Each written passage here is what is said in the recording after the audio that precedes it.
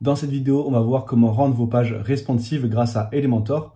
Responsive, c'est tout simplement un terme qui désigne le fait que votre site va s'adapter aux différentes tailles d'écran, donc sur tablette et smartphone. Et c'est très important de le prendre en compte puisque aujourd'hui, énormément de personnes, enfin même la majorité des personnes vont sur Internet depuis leur téléphone. Vous allez voir qu'avec Elementor, on peut très facilement configurer nos pages sur mobile et c'est ce qu'on va faire dans cette vidéo. Juste avant de commencer, si vous souhaitez développer vos compétences sur WordPress, je vous invite à vous abonner à cette chaîne, comme ça vous ne louperez aucun tuto. Donc c'est parti, on se retrouve sur mon ordinateur et là je suis sur ma page d'accueil et je vais directement la modifier avec Elementor. La première chose à savoir pour créer des pages responsives, c'est qu'avec Elementor, vous pouvez très facilement prévisualiser vos pages sur les différentes tailles d'écran.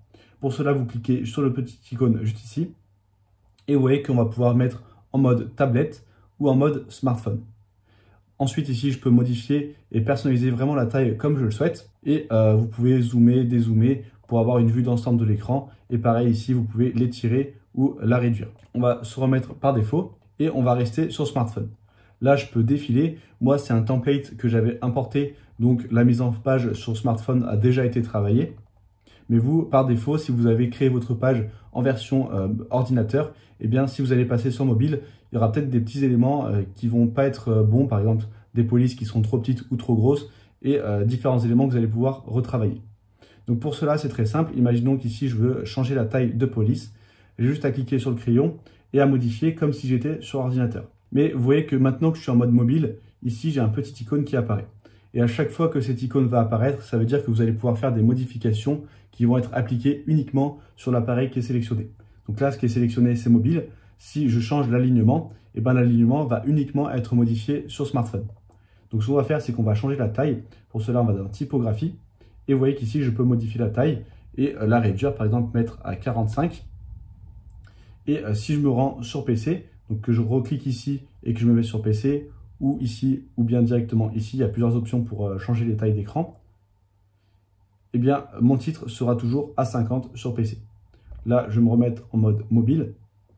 Et vous voyez qu'il y a plein d'options où vous allez avoir l'icône de mobile. Donc les options où ça n'apparaît pas, par exemple la graisse, la transformation, c'est que vous ne pouvez pas la modifier uniquement sur mobile. Là, par exemple, si je me mets tout en minuscule et que je repasse en ordinateur, on a tout en minuscule également.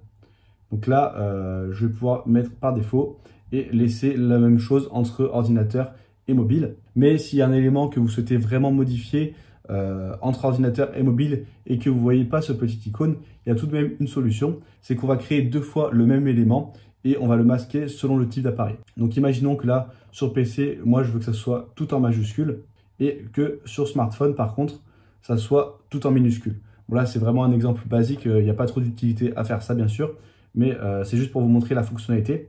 Donc ce qu'on va faire, c'est qu'on va dupliquer le titre. Celui-ci, on va le mettre tout en minuscule. Voilà.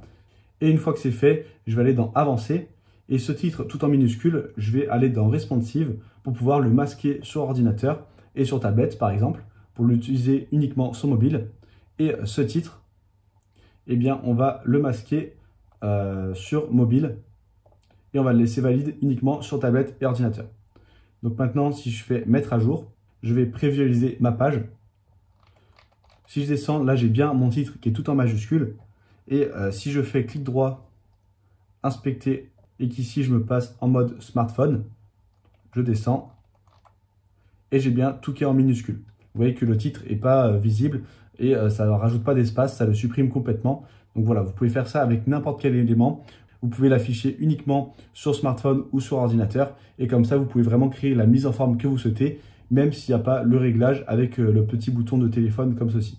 Le dernier élément qu'on va voir et qui est très important pour gérer l'aspect responsive de vos pages, c'est la gestion des colonnes. On va repasser en mode ordinateur. Et vous voyez ici qu'on a une mise en forme en deux colonnes sur PC. Mais si je me passe en mode smartphone, eh bien, on n'a qu'une seule colonne.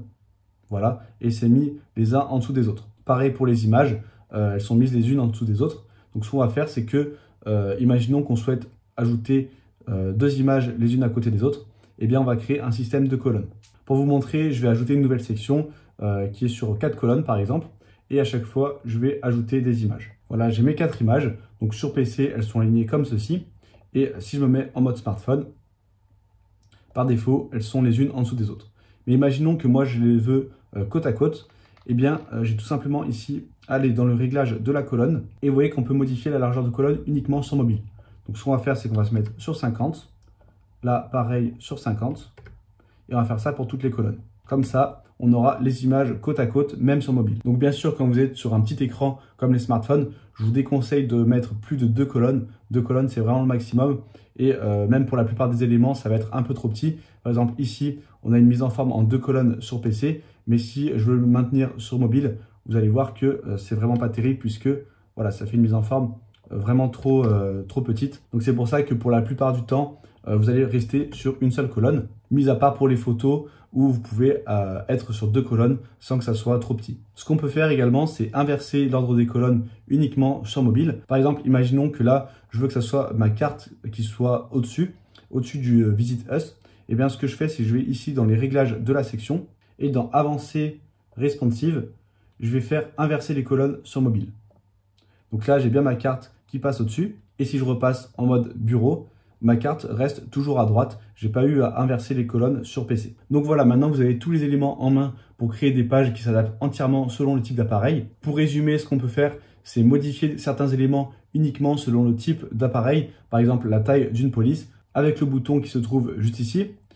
La deuxième solution pour modifier un élément selon le type d'écran, eh bien, c'est de dupliquer l'élément en question et de le masquer selon le type d'appareil. Et ensuite, on a vu qu'on peut très facilement gérer nos colonnes, même sur mobile. Eh bien, on va pouvoir créer plusieurs colonnes ou bien inverser l'ordre des colonnes. Donc voilà, j'espère que cette vidéo vous aura aidé à créer des mises en page responsives sur Elementor. Si c'est le cas, n'hésitez pas à liker et commenter la vidéo pour améliorer son référencement. Si vous n'êtes pas encore abonné à la chaîne, vous êtes libre de le faire dès maintenant en cliquant juste ici. Et si vous voulez aller plus loin et vraiment développer vos compétences sur WordPress, vous pouvez rejoindre gratuitement le club WordPress. C'est le bouton juste en dessous. Comme ça, vous recevrez des conseils exclusifs directement dans votre boîte mail. Et moi, je vous dis à très bientôt pour une nouvelle vidéo.